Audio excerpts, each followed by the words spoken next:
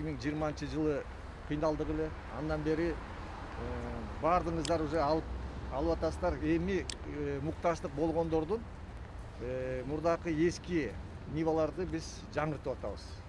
Всемирный банк,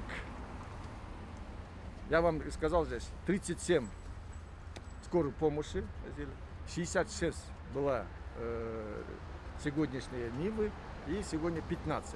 То есть они будут давать анализ стоимости, будем делать, когда уже доставят ту количество, которое мы заказали.